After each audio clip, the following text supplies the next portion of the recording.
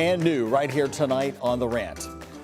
You have been writing, posting, and calling us ever since the news broke yesterday morning. The attempted murder of mayoral candidate Craig Greenberg. The shooting happening inside his campaign headquarters in Butchertown is now making international news. And today, Greenberg is also talking more about it in a one-on-one interview with our political reporter Rachel Droz. The interview happening late this afternoon. You'll hear more of what he has to say on this day after the attack as the suspect is arraigned in court. But first, your reactions to the Rant line. I hope he will talk about banning guns because this is getting ridiculous.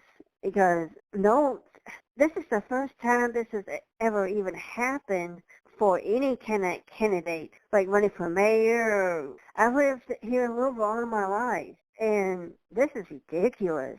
You know, Doug, I greatly appreciate for you listening to this. It brought to mind how scary that must have been. But imagine your children in school going through the same thing. We have to do something about the gun violence in this country.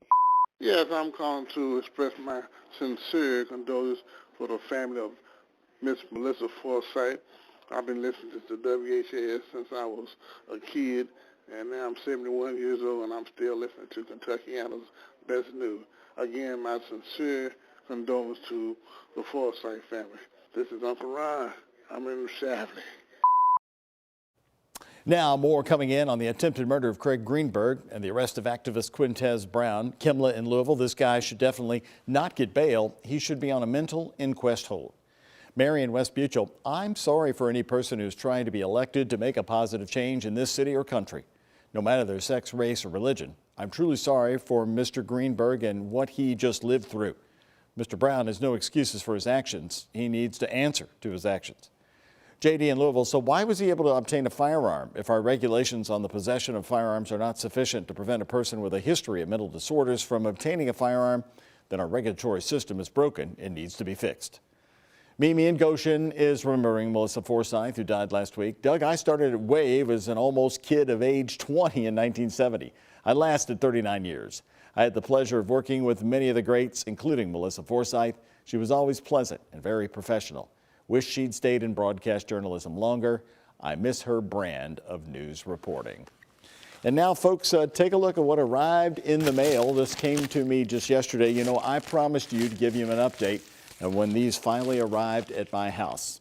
So I ordered them just about 1 month ago. In fact, we're just 3 days shy of the day that I went to the free government site and ordered the free COVID tests. They finally arrived.